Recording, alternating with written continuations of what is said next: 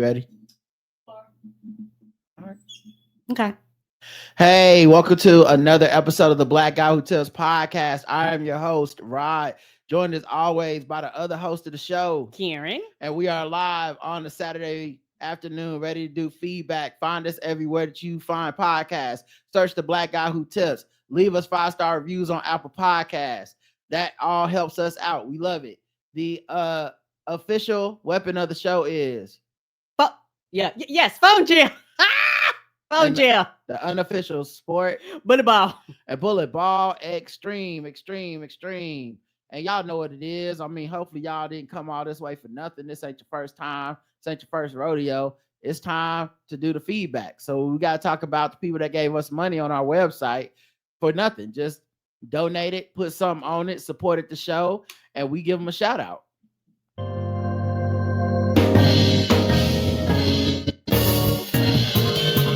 May I have your attention? You are now listening to Charlotte's Own, Rod and Karen. We welcome the good folks of time to the Black Guy Who Tips. That's right. New handouts, new shout outs. Let's go. Mariano, recurring donator. Thank you very much. Adam S, Jason F, Joe H, Tyrone M, call him. Dorothea S. You know, Dorothea's love this show. It's true. It's a fact. Yeah, they do. Michael F, Michael Irvin, playmaker. Jasmine A, Deborah O, Waste Bees Basura, Stefan H, Mary H, Allison H. The H's is in the building right now. Mm-hmm. Corey B. We got Jonathan H. The H's is back. Jeff M. Marvin B. Yes, Marvin B. Early Daisy Photography. Nicole F. J. for Mako H. Man, these H. Michael W. Miss Barnes. Chriselle B. Asia D. Annie P. Annie, are you okay? I hope so. And we got a one-time donation from Kyle K. Not the one that played for the Washington Wizards, but Kyle K. came and hooked us up. We appreciate y'all. That's everybody.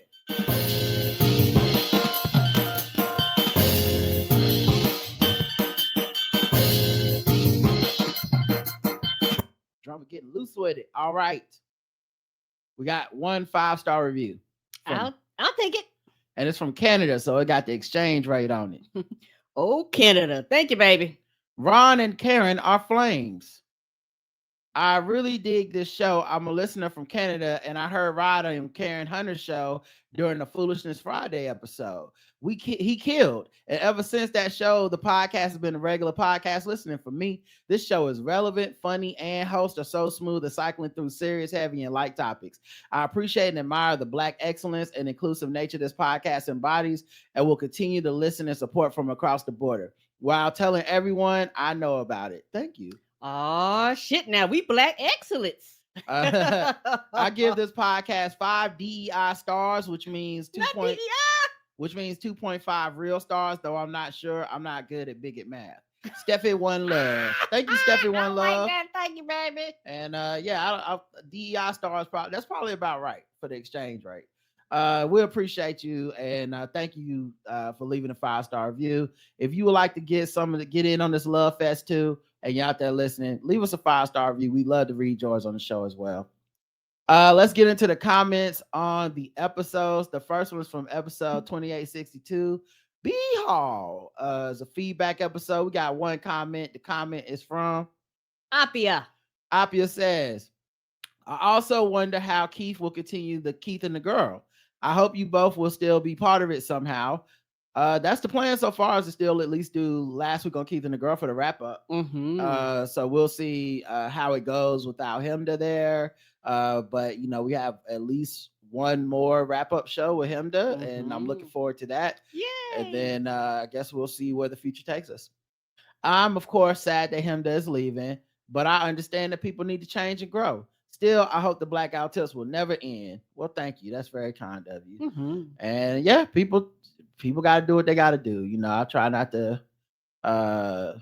You never know what people going through and all that stuff. So, and the ability to say goodbye is a privilege. honestly. Yeah. Because a lot of people don't get that. Mm-mm. And she's just, gonna be globetrotting, gonna be playing Where in the World is Himda, Yes. Where in the world is Himda Khalili? All right, Gumshoes. The poll for this episode, we got no comments on the YouTube. The poll for this episode is: do you enjoy walking outside? Because we had taken a long walk outside, or I guess long for us.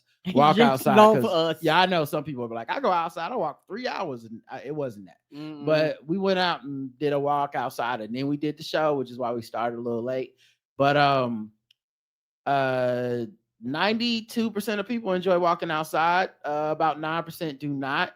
I totally get it either way. It's still exercise, and I know there's certain exercises I hate, and the percentage is the exact same on Spotify, basically. So, about 92% of people enjoy a nice walk outside.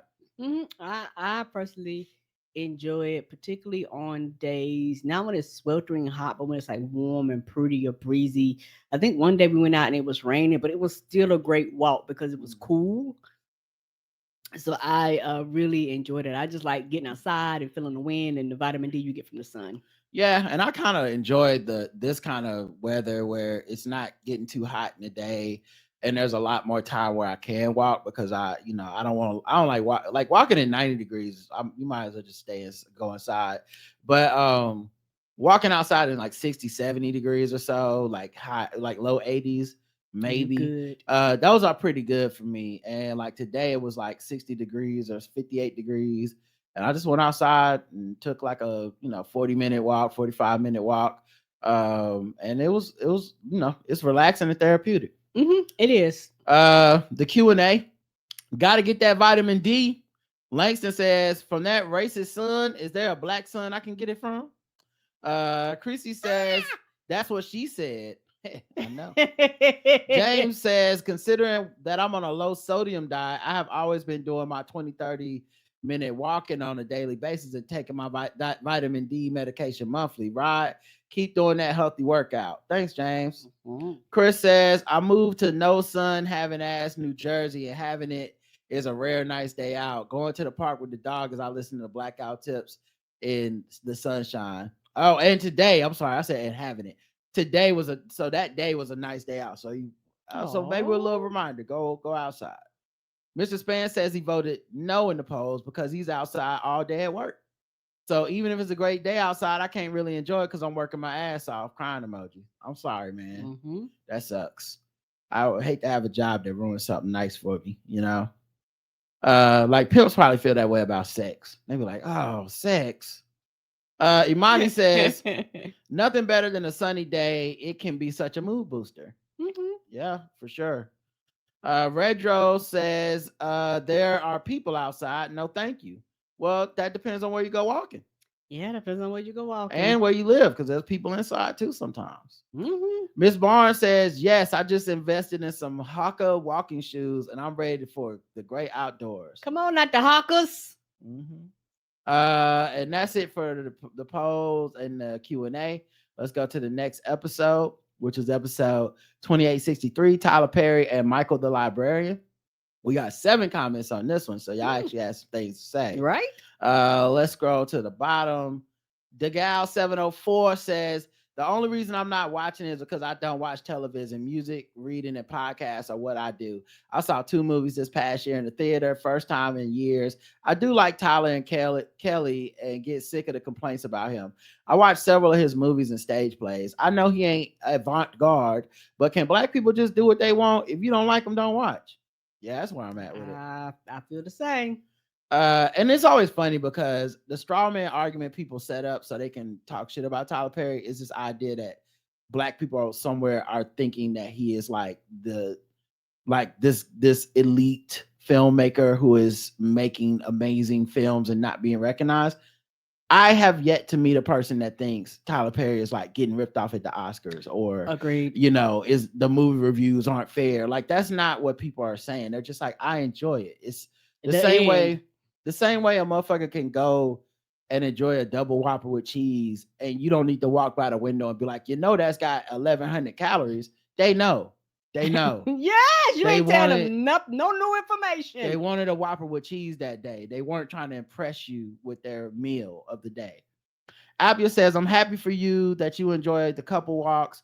Of course, you are able to talk all anyway with each other. I'm with my introvert husband. With my introvert husband need them for conversations. I think the conversations go better when you're walking and looking at the landscape. Oh, yeah. Well, we don't really talk when we walk. We normally just put our headphones on. Hmm. Um, and it sounds like and for me anyway, I struggle when I'm trying to do like walking for exercise and talking. I cannot. I don't know why. It's like walking and chewing gum. I can walk and talk with you, but we're gonna be walking real slow. Or I can not walk and we can do a decent like pace. Even though I'm still a slow walker, but we can do a decent pace that can like still make keep you winded a little bit. But I can't do both. Um, but what is interesting though is I can walk, and if I have my headphones in and I'm listening to music, I can sing along to the music and walk. But even then, I'm not like singing it right. I'm just like saying like every couple of lines or some shit. So, but yeah, I mean, I do see people walk and talk all the time, and I'm always like, man, when I was in New York and my coworkers be like, oh, let's go do such and such. I'm like, cool, but you gonna do all the talking because I'm just trying to keep up. I can walk and talk. Shit, I talk all the time. So for me, it's not a big thing. But I do my headphones because it allows me to cut my podcast. And like I know that about Roger. So I just put my headphones in and just start walking. When you walk in your city, you always discover new streets or neighborhoods. Okay, maybe not if you in of your city if it's only 5 houses or so. I enjoy being able to just stop and look at things without having to find a parking space. And some interesting things are only accessible for walkers, and so all this fun is free. I often walk with my dog and listen to your podcast. In my opinion, it allows me to think deeper about the topics discussed. Okay, I stop now with the walking, hiking propaganda, or too many people will be healthier and happier for free, and my beloved employer, Big Pharma, might take a hit. Okay, I doubt it. Big Pharma will always find a way. Propaganda for walks on a black podcast should be called Walkaganda. I'm so proud now. I don't think it has anything to do with a black podcast, but I do feel like it is Walkaganda. We definitely promoting that right now. Kevin says, although you only mention him in passing, I laugh when you brought up our favorite Cajun chef, Justin Wilson. Oh, that's what his name was. Yes, me either. I remember him watching him as a kid. I love that man. Shoe Booty says, when Karen be knowing and not knowing, she's Schrodinger Karen. Yeah.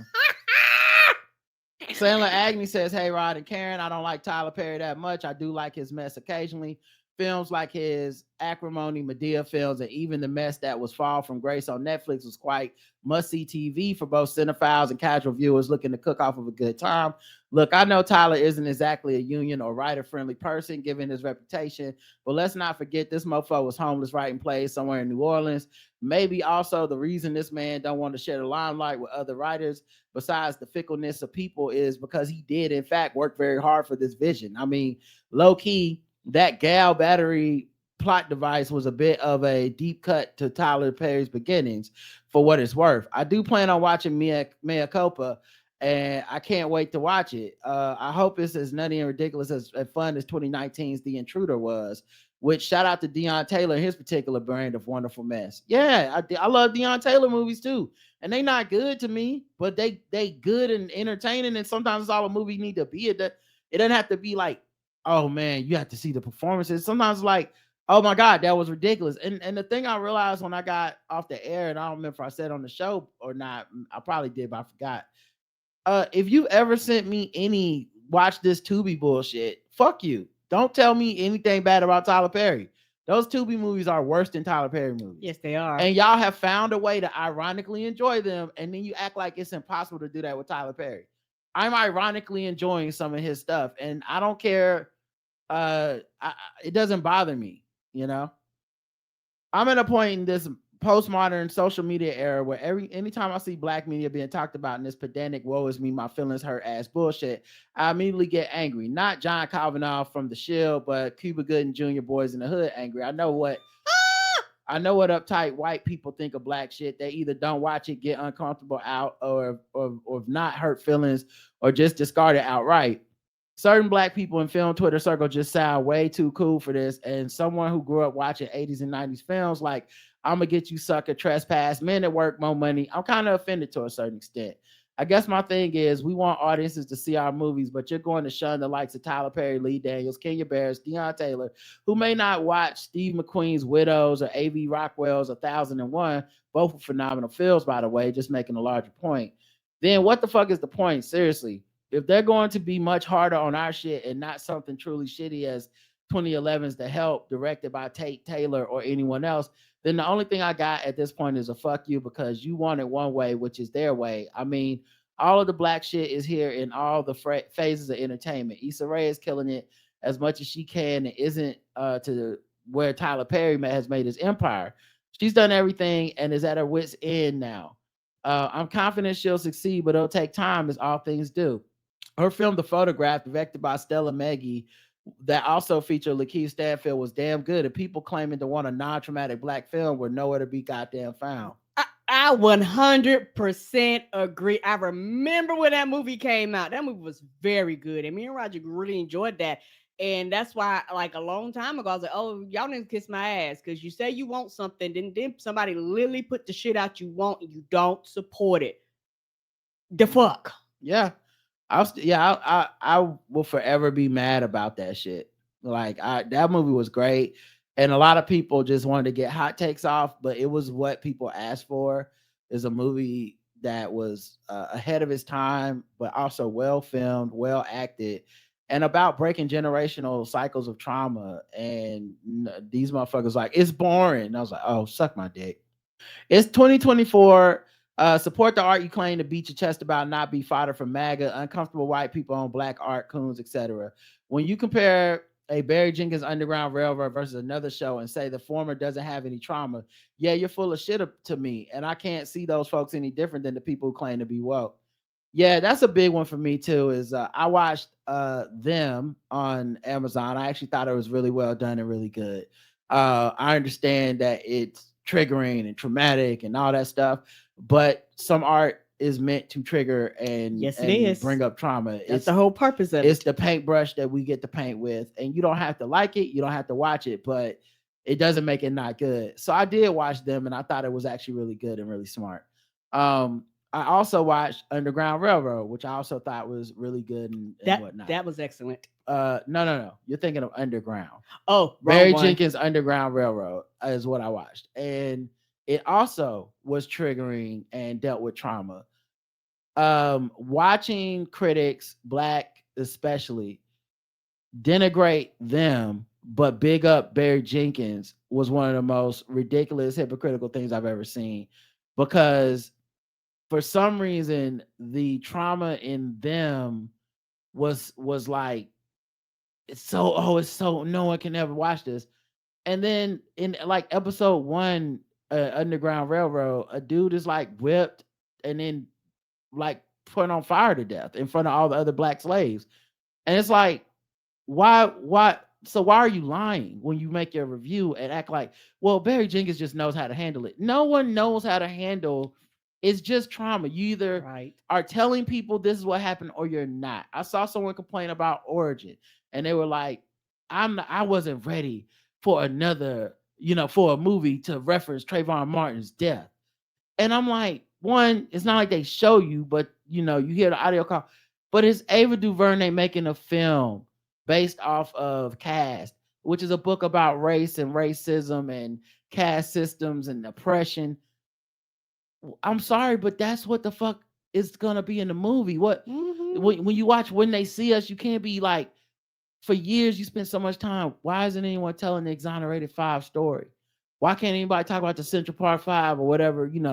When are we gonna tell our stories? A black person comes in with integrity and directs a series about them, and you're not gonna watch. Because at the end of the day, you don't want to see that story. Right. And you somehow think us even telling the story, talking about the story, relaying into media what has happened to our people is offensive or bad to you, and that bothered the hell out of me. I can see that. And that goes back to some of the things I said before about just because you don't like something, just because it's not your jam, just because you don't like the person, director, whoever the creative person is, does not mean it does not have the right to exist. And it's not someone, we're not making it mandatory watching. No one's taking your black card. Just You can do it at your free time. And free time means not just free time. I'm saying you can just not watch it. Agreed. There's a lot of shit I just don't watch. No one's checking you. I've never got on here and been like, really?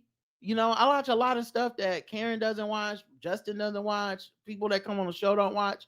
I don't ever come on here and start preaching, oh, y'all niggas didn't want to watch. I didn't say that. I'm like, just don't try to act like it shouldn't exist because you don't want to watch it. Agreed. Or that is bad to even broach the topic because you don't want to watch it. That's not what's happening. And a lot of times these are people personal hangups because I have to agree there were some things that I've had my personal hangups about. And I'm just like, I'm just not going to see that. The end, you know, and I have my reasons why I'm not going to watch it. But I don't stand on, you know, my platform and go 10 toes down on how the shit shouldn't exist. I just go, I personally make a choice not to consume it. And that's okay.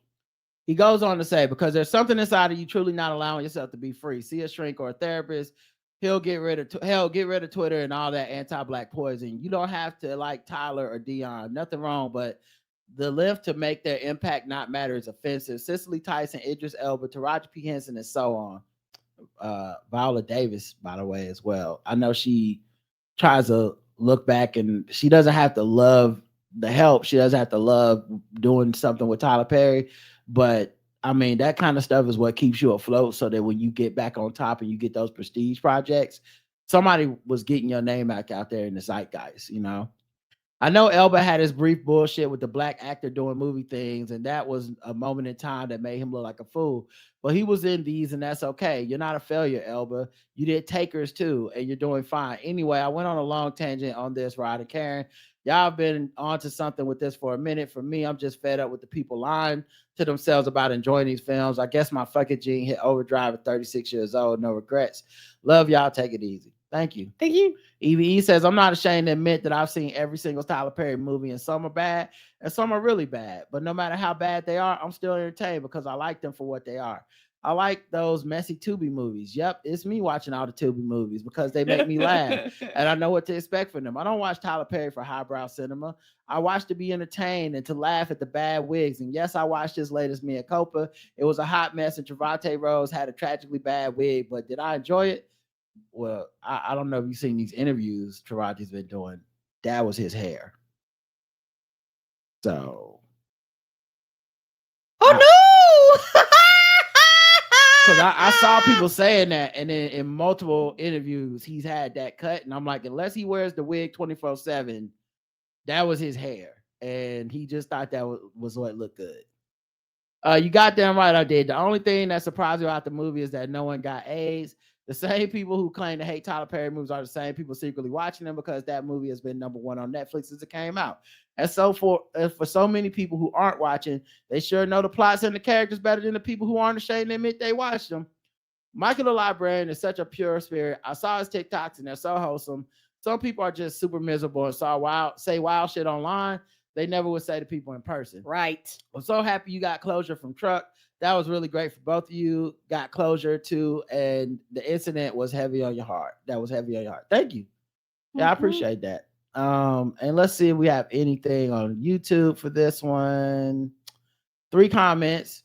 Clark Jr. says, hey Karen, does Crunchyroll mess up on the tablet? Because I've been thinking about getting the app. Thanks for letting me know. Appreciate it. I don't know about the tablet because most of the time I watch Crunchyroll. I watch it through the smart TV because the smart TV got an app, and I watch it through the Xbox because the Xbox got an app. I haven't really tried tablets, nor have I tried phones. You might actually be better, connection, maybe because it's a smaller device. I don't know, but from my experience, it just skips. I don't understand. It's very hard to binge. When it does that, like I say, you might get to 1-2 episodes and then it'll spin and then it'll catch up, and then sometimes it'll complete freeze where you have to completely go out of it and then go back in it or reboot your TV, which is very, very frustrating. That's why sometimes on certain things, if Netflix has it, I'll just go to Netflix, because I was like, it's just not, unless it's something that's exclusively on Crunchyroll. And you know, I if I see it on Crunchyroll first, I watch it there. But if I later on I see it on Netflix, I just switch over Netflix because it's just smoother. You can binge on Netflix. Only thing Netflix is asks you is, did you sleep? You know, but as long as you got it there, you're gonna continue to play. It's very frustrating, like I said before, that Crunchyroll bought this competition for a worse fucking app.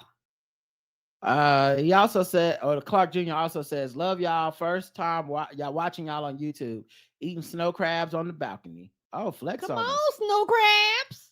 Ramsey says, doing it for the gram made my heart smile. You two don't ever change. It was fun. Mm-hmm. I like to hold some good ones. I forgot to do it this week. Sorry, everybody. But yeah, I love doing it for the gram. Mm-hmm. All right. Let's get to the poll. Did you watch Mea Culpa yet? Yes, not yet, or I'll never watch it. Yes, 30%. Not yet, 35%. I'm still haven't watched it. I'm in the 35. I'll never watch it, 35%. So and then when it comes to the poll on Spotify, let's check that one out. And it's 18% have watched it, 50% haven't watched it yet, 31% will never watch it. So okay. All right, let's get to the Q&A for this episode. And it is Black. 10 Big comments. and bold. Wallace says 24/7 365 blackity black.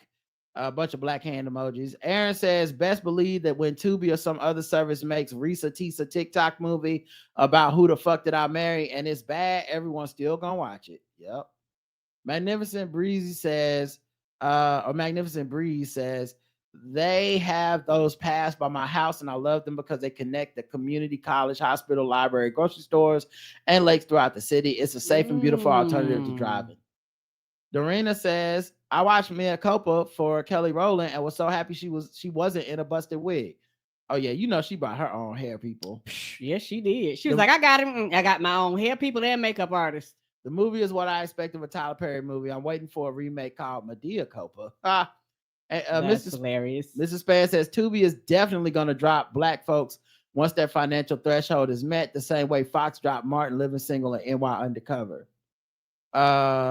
That don't seem suspicious to you, brother. Bokai says Q dead Mike, cause I'm black, y'all, and I'm black, y'all, and I'm blacker than black, and I'm black, y'all. Leash says I watched Mea Culpa for Kelly Rowland, and it was eye rolling in some parts, but it wasn't too bad. Redro says history. Alicia says I love a terrible Tubi movie. Give me a free weekend of Tubi movies, tea and cookies, and wine and popcorn, and I'm good. I was a gatekeeper that was mad when they blew up on social media. Tubi hipster and shit. Alumni says why my white wife lives for Tyler Perry movies, and I love watching train wrecks. So we are guilty of aiding in the black capitalism. I believe my wife watched for a different reason. What's her other reason? She don't want to aid the black capitalism? Brother, you need to look around your house. Okay, she got to be down with the revolution if it come down to it. All right, let's get to let's play some music and then we're gonna come back and we're gonna get to the next episode.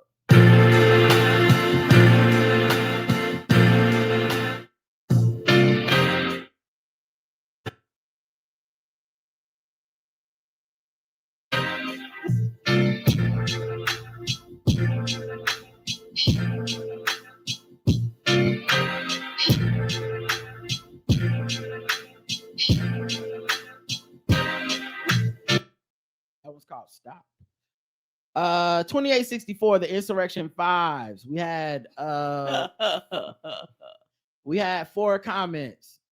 Appia says, I couldn't be friends with someone who is a right-wing voter. Here's the situation is a bit different.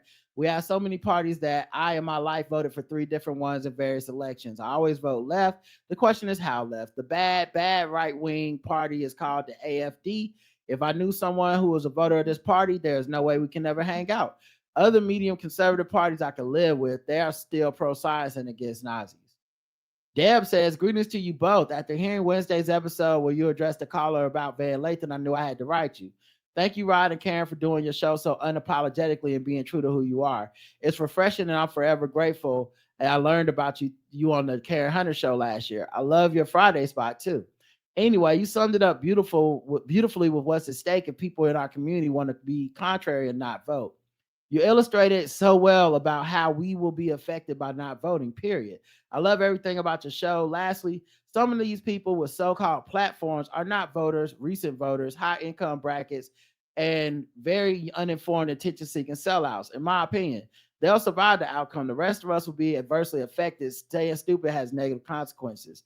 Thank you, Rod and Karen, for your voices. I need to hear them and appreciate them, Deb. Thank you. Oh, thank you. And yeah, I was thinking about this today because I was watching TV and they were talking about the Trump classified documents trial and how that judge keeps trying to push, like she seems very sympathetic to delaying the trial. And there's a possibility she delays it to after the election. Mm-hmm. And if that happens and he wins, there's no way he's going on trial and there's no way he'll be able to be punished for it. But what I kept thinking is, there's something extremely ironic apropos if it comes down to if the American people say no to Donald Trump, he will have to face the consequences legally of all the shit he's done. But if they say yes, he won't. And I don't want that to be what the election's going to be about, but that might quite possibly end up being what the election is about. Mm-hmm. And everybody who says, I just couldn't vote, I'm voting for MAGA, I'm voting for Trump, they didn't earn my vote on the Democratic side. All of them are deciding essentially that day whether or not Trump should face consequences for everything he's done as that he did as president. Agreed. And I don't know how they can live with themselves like that, but I wouldn't be able to live with myself if I sat home. I have to go and try to do my best to make sure that man faces the consequences. Mm-hmm. EVE says, if I see anyone wearing those Insurrection 5s in real time, they are getting clowned. Not only are they ugly, you just know they're cheaply made and will probably fall apart in the rain. And there's no guarantee you'd even get them if you ordered them because this sounds like another scam from Trump. Right. No. Yeah. They probably are never going to get them shoes. I've seen this scam before, a Big Baller brand. Yes. Like the fact that anyone is falling for this is crazy. That Wonka experience looks so janky. They put those workers' lives in danger because if the right one showed up to that mess, hands would have been thrown. Yes. Yeah, that's true. I guess they could do that in whatever country that was in. Mm-hmm. Try that shit in like Detroit. You would got stomped out. What? A lot of people. Yeah. The last comment is from Angela who says, hey, Rod and Karen, thanks for keeping it 100. People must not have had it hard enough during the Nixon, Reagan, Bush, and Trump years. Talk about doing MAGA's work for them by not voting. I hope parents are teaching their kids. I think a lot of these kids have grown up in these segregation light years, LITE, segregation light years, and don't know what our people have been through, and the adults who act this way are in denial. I greatly appreciate you expressing yourself in reality clearly and bringing that honorable John Lewis energy. We don't have the same privilege white folks do to be all in our feelings about candidates and voting. Truthfully, not even white people can afford to do that. Now, see that part? That's the part, Angela. That's what a lot of them to understand. That's what a lot of the like apathy. So I have this theory. I don't know if I articulated it on the show or not, but I definitely have talked about it in real life to friends and stuff. My theory with a lot of the black intelligentsia / black like apathy, black whatever, gotta hear both sides people. I have a theory on that.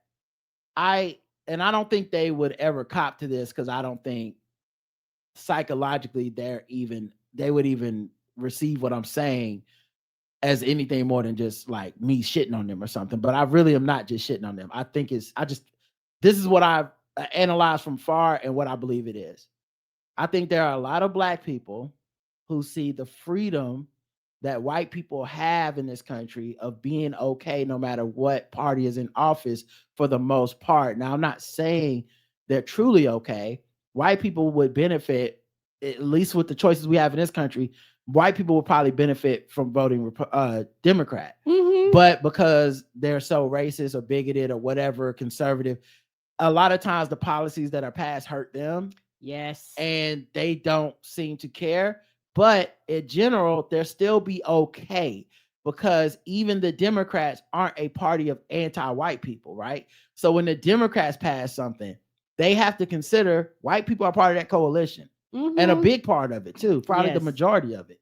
And so they might not have the majority of white people on their side, but they have a majority democratically of white people as the voting base part of, Mhm. they're not the most, well, yeah, y'all understand what I'm saying.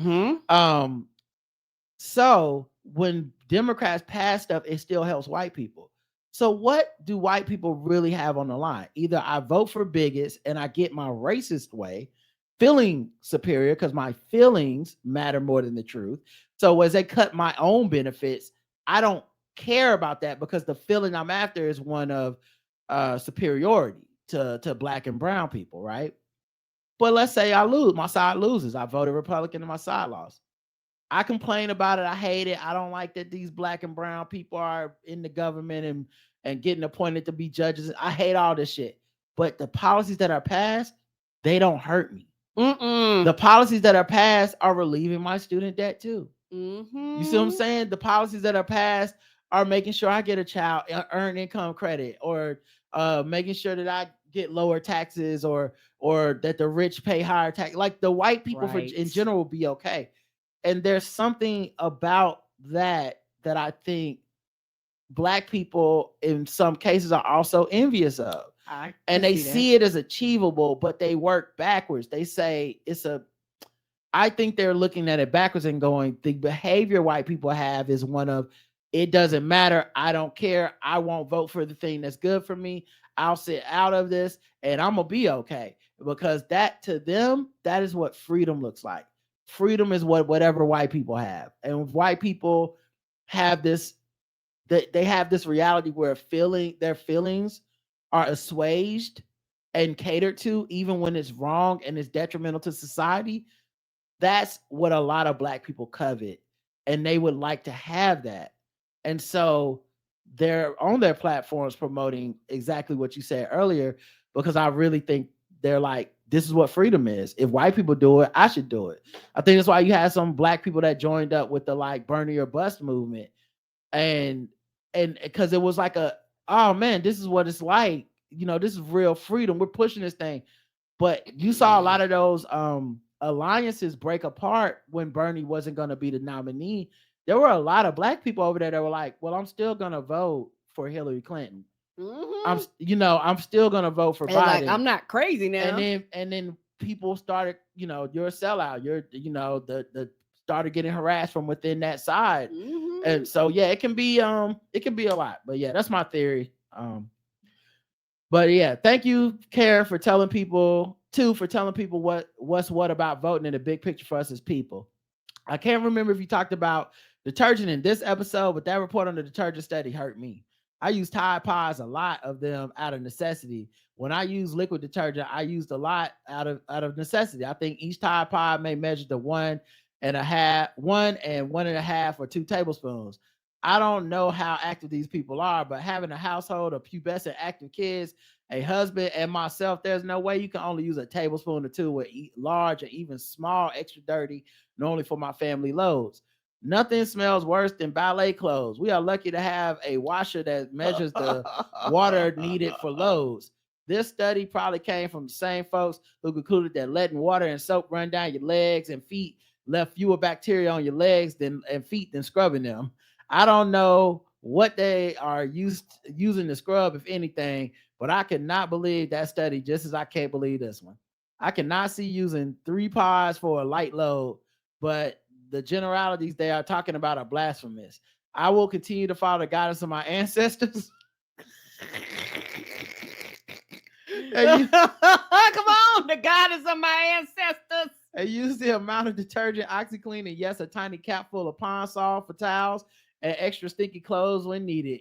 Open your third eye. This is Trap. Thanks for the awesome episodes of your passion. Hugs and kisses, Angela. Oh, thank you, Angela. That was so funny. Let's see comments on YouTube for the Insurrection 5's episode. One comment, Shix B says, "Oh, Mikey and his dad with the trans woman video is so sweet." And Mikey with the hell yeah. It was sweet. All right, let's look at the poll. Wendy's price surge pricing. Wendy's surge pricing. That's what we were trying to do. Wait, why can't I see the total votes? Oh, snap. Something okay, I got it. All right, Wendy's surge pricing. They will do it or never going to happen. Now, damn it, if they didn't spoil it before time for the poll. So now, how many of y'all voted never going to happen just to be like, yeah, but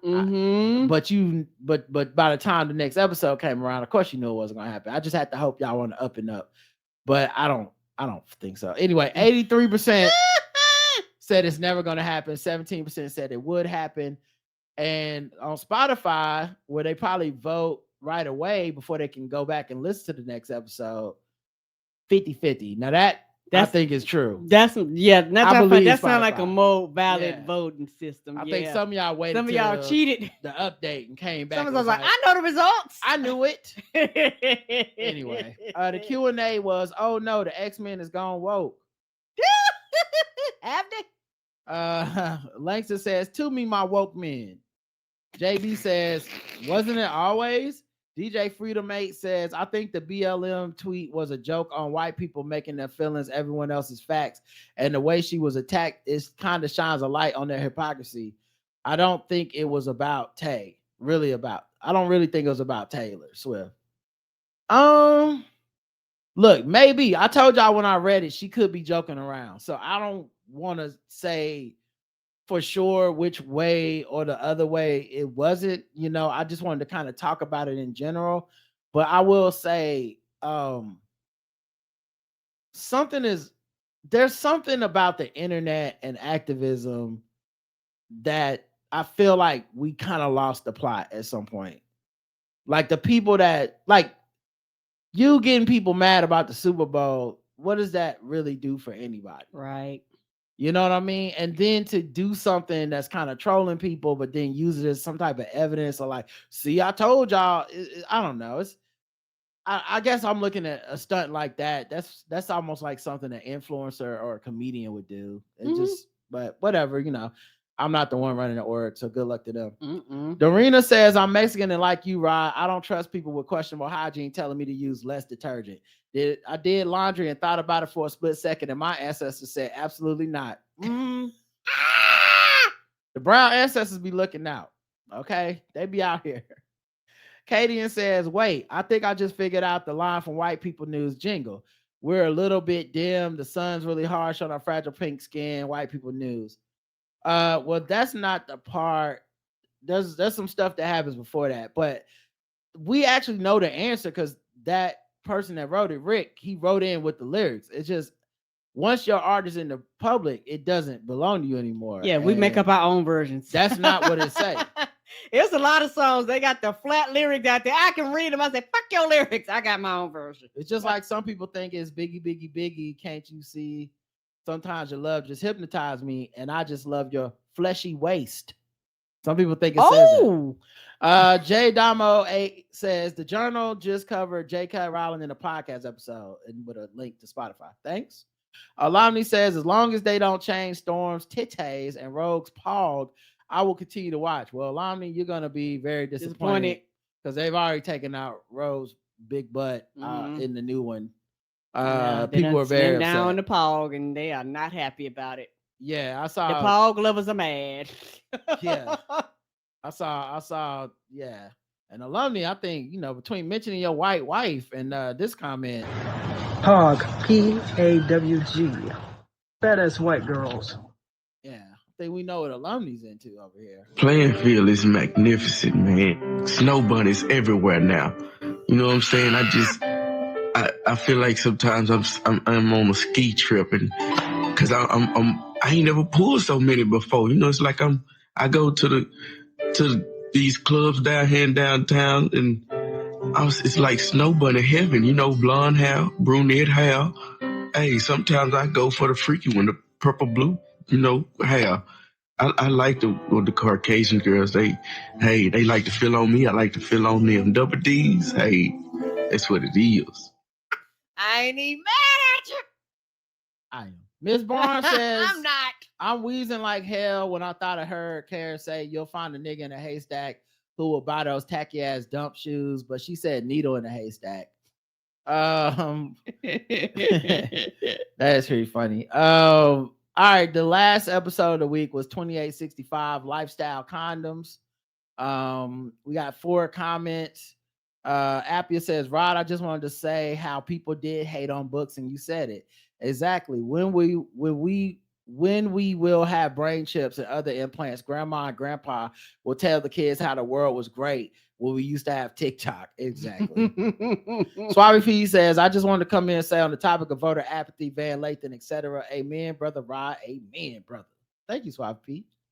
EVE says, fuck Mitch McConnell. He can go all the way to hell. He is a turtle ass looking ghoul, and I hope he cashes in his ticket to hell with gasoline drawers.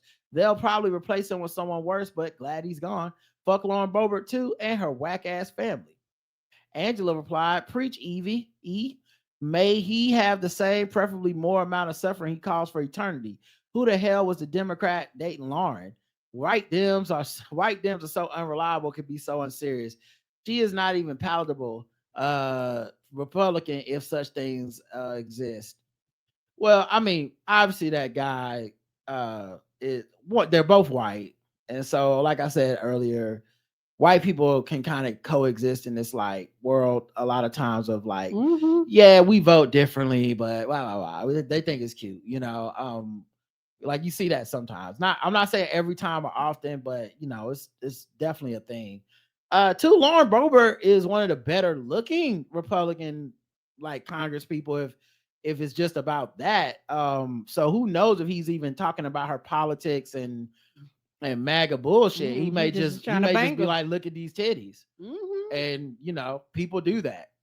People have that concept of hate fucking, which I don't have, but I see it enough to know it's a thing, real thing for a lot of people. Yes, like sir. I would have sex with this person I find like morally repugnant because there's something hot to it about it. Maybe he was into that. I don't know. The poll was, comments on YouTube. Let me check that. None for this episode. Okay, let's check out the poll. The poll, do you want an apology for slavery from the government? Yes, no, or not for me to say. 74% say yes. 21% say no.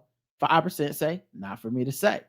On Spotify, 60% say yes, 30% say no, and 11% say not for me to say. I saw you shaking your head, Karen. No. Is there a reason why you would not like the government to apologize for slavery? Because I know I'm never going to get it. What? How does that make sense? It's a poll. We're living. I hope nobody else answered the poll this way. Do you want an apology for slavery from the government? And you're saying no because I'm never gonna get it. You're correct. All right. I know that don't make no sense. It's fine. It makes sense. It makes sense. I'm sorry.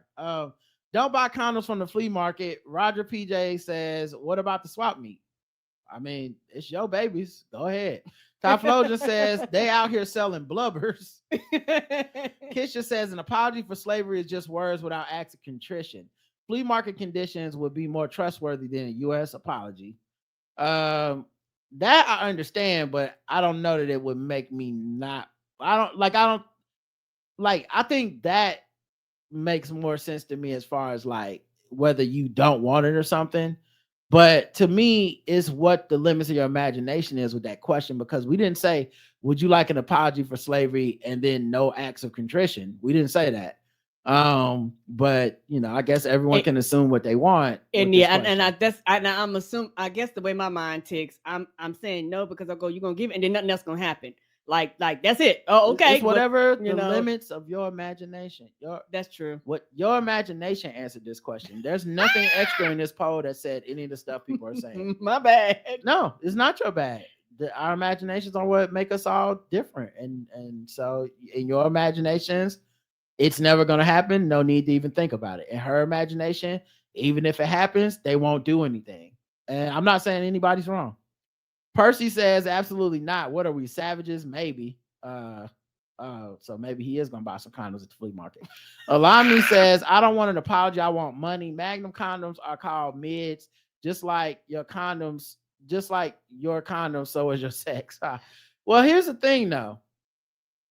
If you say I don't want an apology, I want money, that I think in that reality, my brain goes to, do you think there'll ever be a time where they give black people money for slavery reparations and don't apologize? I feel like the apology is implied in the money, and I don't mean that in like, oh, here's some money, we don't have to apologize. I mean, they're going to apologize and make a big deal out of giving everybody money. They would not just be like, oh, we woke up on a Tuesday, every black person had X amount of dollars in their bank account, and that was the end of it. Go about your day. No, they're gonna, whoever the politician that passes that, whatever Congress says it, the black people that have worked hard to get that push, they would definitely say something.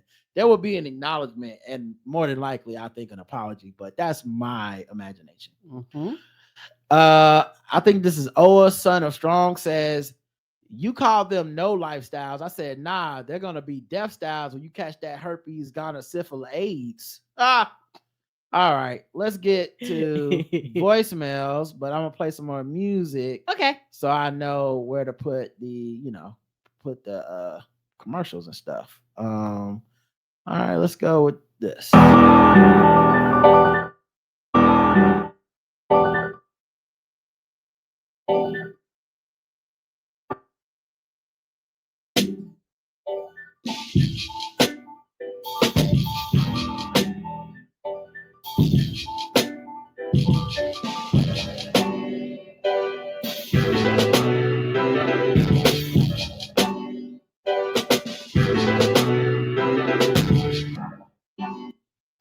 So talented. All right, voicemail time. First one's from Tiffany Sharice. Hey, Rod and Karen. I was just calling because I was laughing at my 3-part series rant about Monique. I didn't mean it for it to be that long, but in our defense, the little operator lady, when we call in, takes up at least 30 seconds of her time. Just kidding. But anyway, I was going to talk about the fact that Beyonce's country album, I'm so excited for it, is one of those things where I was reminded of how much I actually used to listen to country on the way to college in the mornings. I grew up in the Midwest, so I had a very big urge to seek out culture in all different kinds of ways. And it was always country in the morning, R&B and rap at night coming back from work or from college. But I'm excited that she's opening up new awareness to some of the rappers. I'm sorry, not rappers, just country singers that are overlooked because they're not the mainstream country. The Black artists, I'm excited for that and for them. And I have more to say, but I don't want to go into 3 parts anymore. So anyway, excited about BHA, and I will be looking forward to Karen's array of country attire. Everybody have a good rest of the week. All right, bye. Bye. Thank you. Bye, sweetie. And yeah, I'm looking forward to it too. I want to see who she collaborates with. Mm-hmm. We got more voicemails. This is from Kiara. Hold on. This is Kiara. Listen, I'm on episode 2836, and y'all talking about some Be His Coretta, and y'all are going through the women of the movement, and y'all are talking about who the baddies. The baddies of the civil rights movement, and I can't. Y'all niggas need help.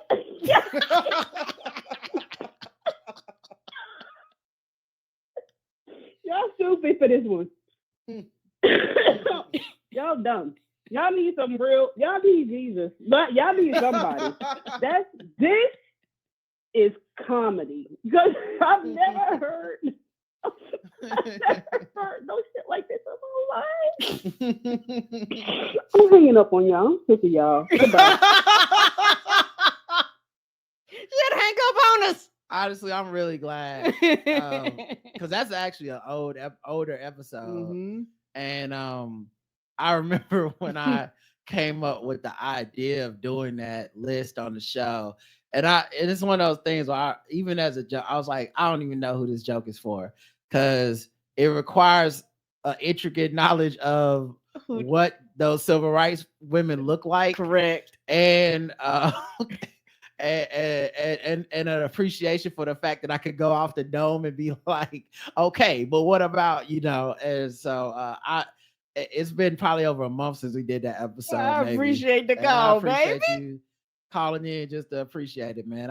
Richard Lewis died this week, and I thought about how everyone has something nice to say about Richard Lewis, which is extremely rare, especially for an older white dude. I know he's Jewish, but older white comedian. There's always some joke, there's always something, some interview, and motherfuckers get mad. Somebody you worked with that didn't like something or whatever.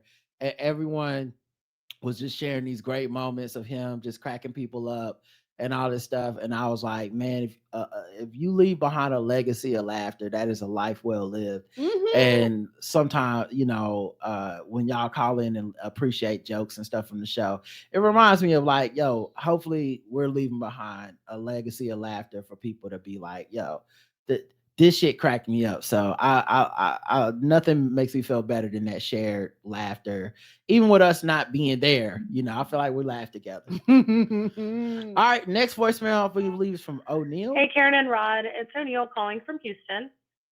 You might know me from the Ladre proposal video in the background yelling, yes. Is that a yes? Yes. That was me. I just wanted to reach out. I know you guys always preach that you guys are not an advice podcast, but I've been listening for so many years at this point, and I just really wanted to reach out. I'm moving to Chicago with my company, and I'm quickly being pushed up the ranks faster than I can keep track. Man, I just have such a sense of imposter syndrome, or I don't deserve this, or wow, like they're really going to take care of me in this way. I just wanted to reach out, So, I mean, a little bit about me. I'm very accomplished in my field, which is ironically hospitality. And that's actually how I found your show years ago. But I just wanted to know how or if you dealt with this when you went to New York, for the writing opportunity. I know that you've spoken a little briefly about this in the past, but now that you're a bit further from that experience, I'm curious if your thoughts have evolved or,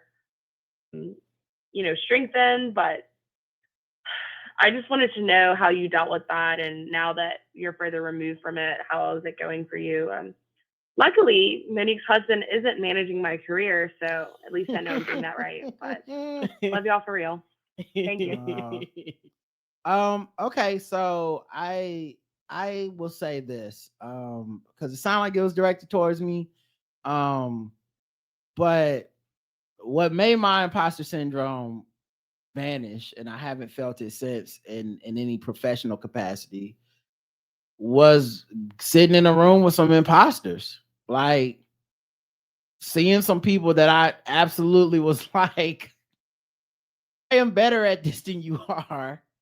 And there's no fucking reason for me to ever feel intimidated about that.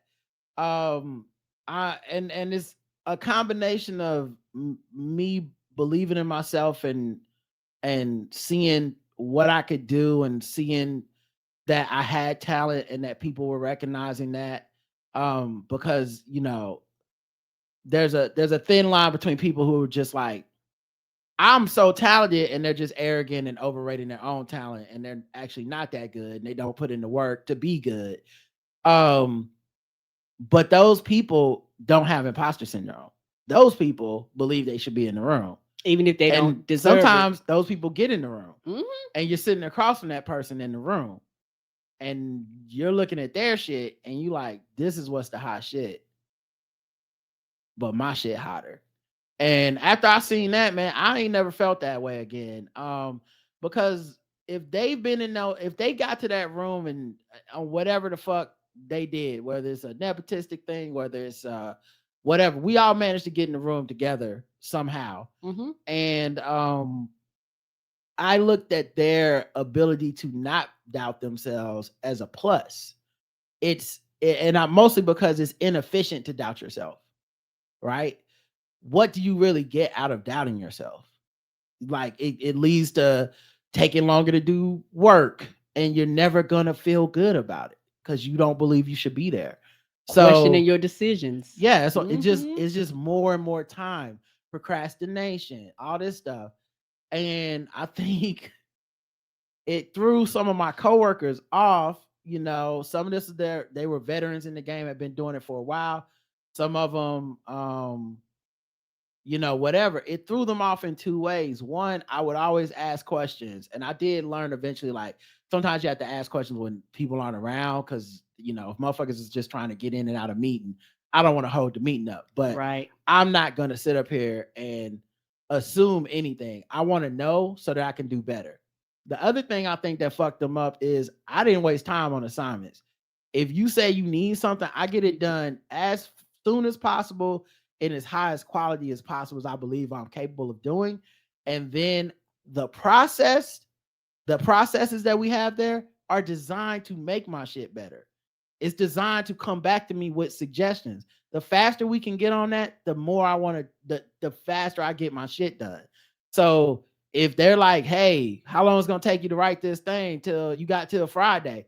I might turn my shit on Wednesday. And the thing is, I didn't really care about other people and how they look. Other people's processes for them. So yeah, some of them got their own some of them process. need till Friday, and they're gonna whittle it, and they're gonna be over it. And some of them, their shit is so, because everybody was a beast in my opinion. So they just, their process is different. But anyway, my point being, I mostly just got over it because I think imposter syndrome is a waste of time. And I know it feels like something you can't control. It feels like something that's just in your head.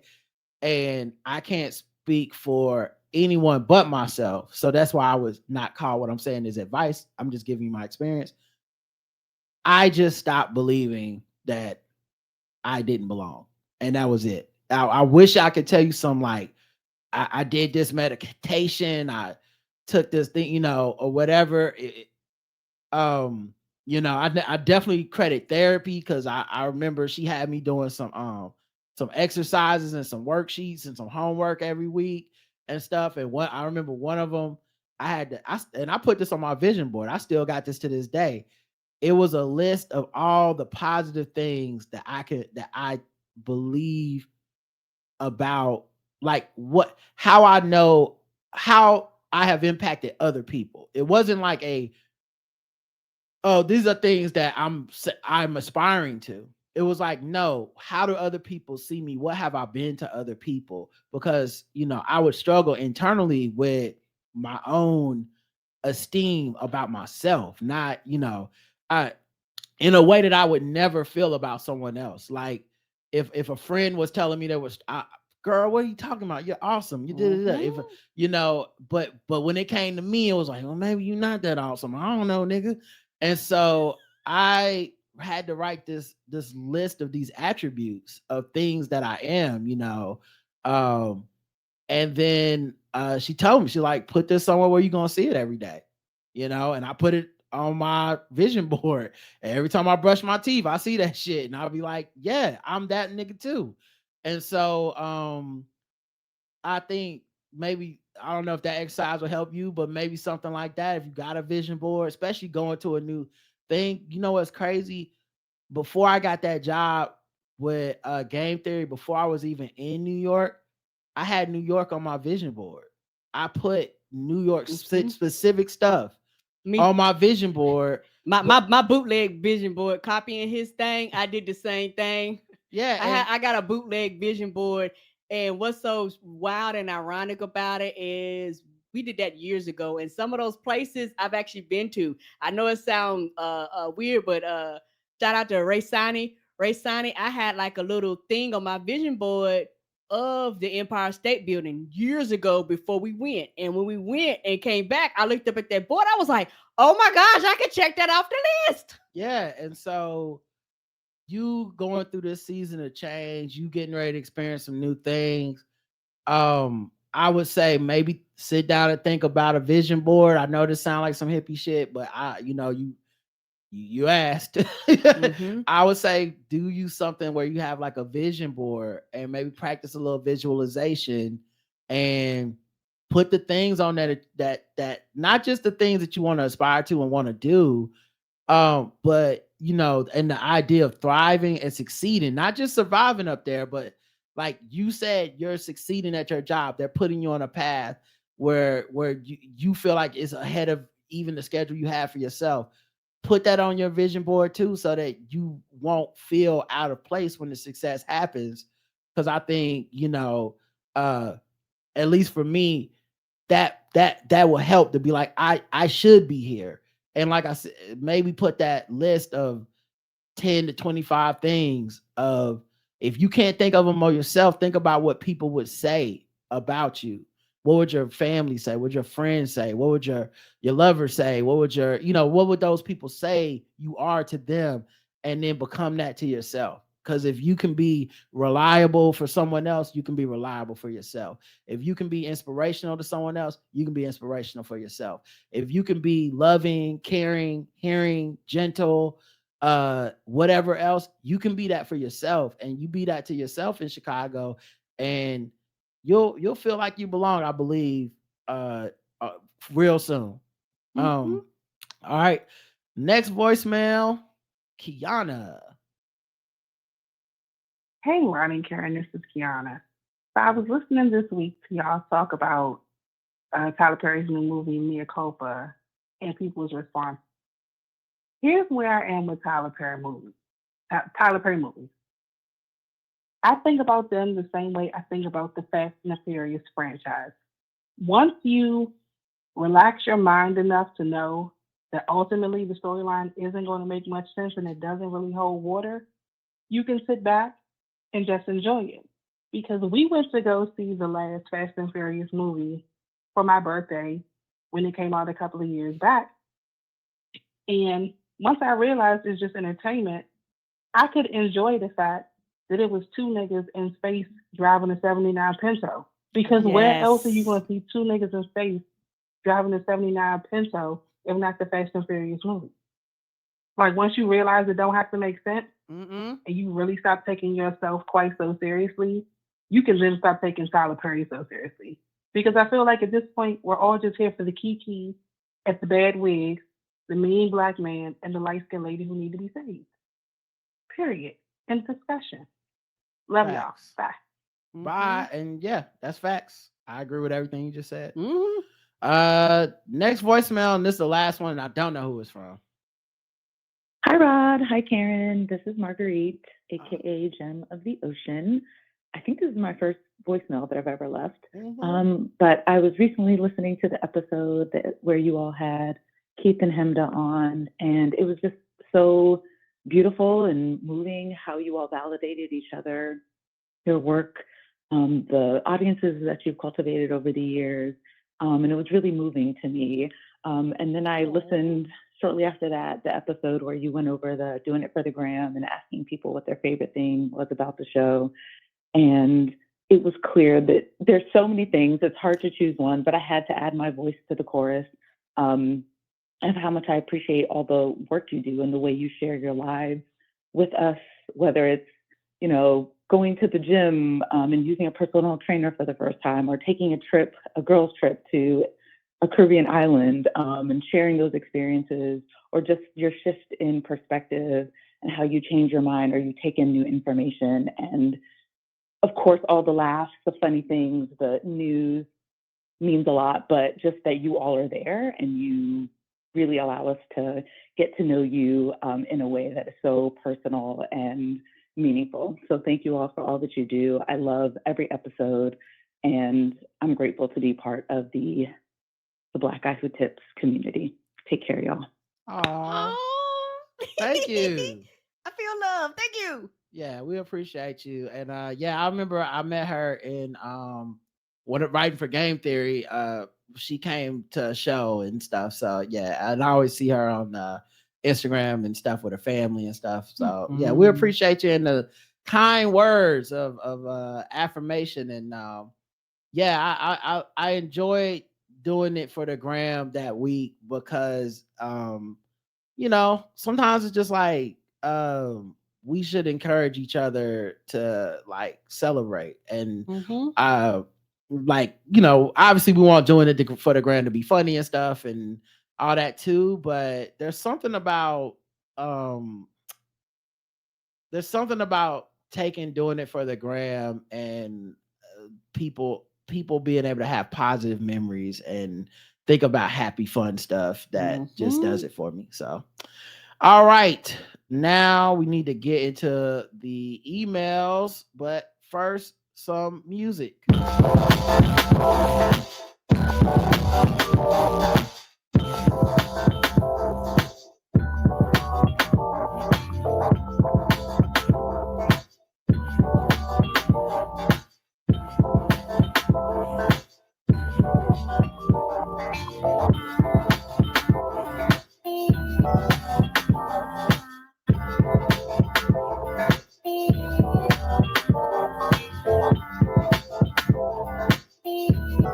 All right, we got some emails. Okay. As my app freezes. All right. Oh no. Oh, we love to see that. We love to see it right in front of company. What the fuck?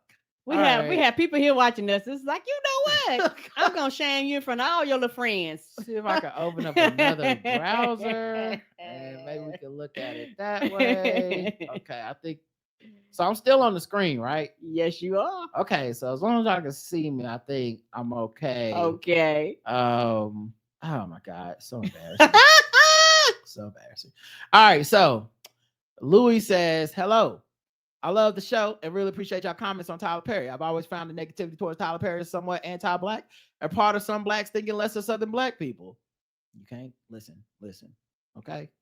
Don't make me say it, but it can't. I'll tell you this much. It can't be pushed out of the conversation. Correct. I think it's a part of the conversation. I think it's a larger part of the conversation than some people are willing to admit, because the foundational base of Tyler Perry is Southern black Christian women, like, the foundation that supports a lot of the things that he does. And, there's always a subsection of blacks that will always be ashamed of Southern black niggas. Like we just quote unquote holding the whole goddamn race down, right? Where literally most of everybody across this country came from somewhere down south because the migration didn't happen for no fucking reason. So if you go down your history line, nigga, we are related. And it's always weird to me too, because like if you're black from somewhere else, more than likely you talk differently than the white people from there, and the people from there think the negative shit they think about us about you. Yes, they do. So like. There's white people that think the way like Jesus and Mero talk is not as good as if it was like an Italian person from Staten Island who also has a very New York accent. They're like, no, one of these is a stupid person. Or you know what I mean? Whereas one of these can be a congressman or whatever. It's like, what the fuck? Where's this coming from? His art, and it is art, has been a big part of the Southern black people's culture for a very long time. My family would drop everything to watch his plays on VHS. His work ain't for everyone, but he is serving a loyal audience that is overlooked. Also, I think the quiet, non-trivial part of his audience is Southern black men. We love mess. Anyway, thanks for the great shows. Sorry for the glut of emails, but I just finished Avatar live action show. I liked it a lot. I think it was faithful enough to the cartoon. Also, love seeing so many brown people on screen. Yeah, we just talked about that on the Nerd Off yesterday, which if you're just a tipper on Spotify, paying that $5 a month, it's in your feed. And if you're a premium listener, it's in your feed on our website and stuff. So, but yeah, I loved it. I finished it this last night, matter of fact. And man, I hope we get a season 2. because that joint was hitting, and I thought it did a great service to the first one and updated some things and changed some things in ways that I enjoyed. And if I would, and if I want to see the old one, I can always watch the cartoon. You can always watch it. But yeah, big fan of that, what they did with Avatar. And in the wake of finding out to this morning they canceled Brother Son, so that we're getting no season 2 of that. I'm just like, fingers crossed for Avatar, because like, what the fuck is success over there? I have no idea. Right? That don't make sense. A lot of people love that. Brother Son was good. So that's good. what I've been hearing. Nothing but great rave reviews. Yeah. Brian says, "Dear Ryan and Karen, I'm a middle-aged white man, listened to a lot of country music as a kid. It saddens me to hear those unreasonably critical of Beyonce's foray into country music. So I do unhealthy things like respond to comments about it. One commenter said something to the effect of, let's see Beyonce try to sing The Dance, to which I responded, do you really think The Dance is hard to sing? Then I got a glimpse of understanding. The Dance is a beautiful Garth Brooks song about heartache. It's very simple and easy to sing. I can sing it. Country music to me is simple and easy to sing, and perhaps it's best that way. Consider that I Will Always Love You as a simple ballad of parting and heartache. Sung by Dolly, that's exactly what it is. A love that had to end. When Whitney sings it, however, it becomes a song of triumph where you kind of expect those crazy kids to make it work. I do consider Whitney's song to be a country song, and to me, that is fine.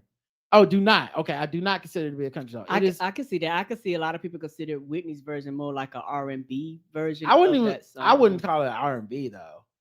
Maybe a ballad. I don't know. Ballad, an R&B ballad. I wouldn't call it, but I don't know. R&B, rhythm and blues got something different to it, I think, than what she did in that song. And the thing is, like, Whitney struggled in real life, in real time, with being classified as Black music.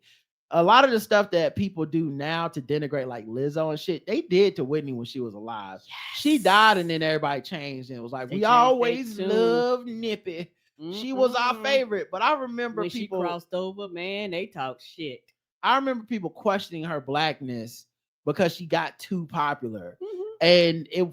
And in such a weird, sad, ironic, fucked up thing, it took her dating Bobby Brown and being on drugs on reality TV and becoming somewhat of a laughingstock for people to be like, okay, she is Black, which I don't even want to get into the psychology of what that must have meant for motherfuckers to say that dumb shit. Right. But it was like, she's Black now. She's ours now that she's on crack. Like, it was such a weird thing. Like, she was never not Black in the first place. And I'm not sure that doing drugs and being in a very volatile relationship makes anyone Blacker, but okay, whatever. Anyway, I don't know what I would classify that song particularly. Karen says R&B. I can see pop. I can see ballad. I remember it was a fucking mega hit. I didn't even know it was a cover. I didn't either when I first thought heard it. She made that fucking song. Me too, for years until I was like, oh, okay. Video was everywhere. Motherfuckers went and saw The Bodyguard because of that shit. Like, yes, they did. She did that. It's wonderful that Beyonce is expanding, and I hope many others follow suit. If I don't consider an artist offers to be country, I can choose not to listen or take it for something different and wonderful where you can discover brand new ways to have your soul touched. Mm-hmm. What's the alternative, really? To have the likes of John Schneider, who was great as Jonathan Kent, create bullshit barriers to entry? That would be like having a gymnastics competition where the most complicated move that is allowed is a cartwheel, so the less gifted participants have a chance. Yes, a lot like college basketball. Anyway, one more thing. Check out the YouTube of the 2006 CMA Awards and watch Faith Hill's reaction to Carrie Underwood when she wins an award over her. Country gets antagonistic with those who have not paid their dues. Love you guys, Brian K. Thank you, Brian. Mm-hmm. Appreciate that. And I think it'll be interesting to see what goes on with Beyonce and country music and the CMAs and all that stuff, because the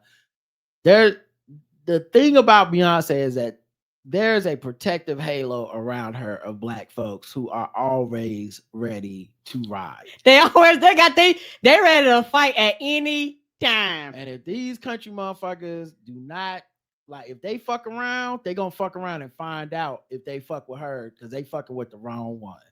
All right, y'all, that's it for today's episode. Thank you for listening. We'll be back with more episodes. Until next time, I love you. I love you too. Mwah.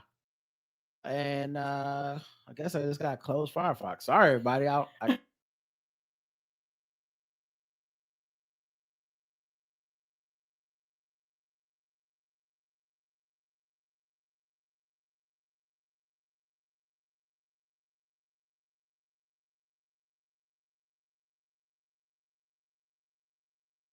think I might already be back.